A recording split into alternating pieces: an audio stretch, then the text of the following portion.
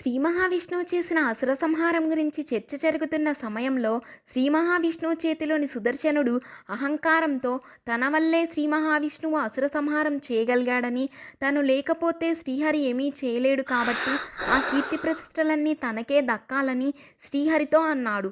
దాంతో ఆగ్రహించిన శ్రీ మహావిష్ణువు శక్తిహీనుడవై భూమిపై మానవుడిగా జన్మించమని సుదర్శనుడిని శపించి కిందకు విసరబోయాడు.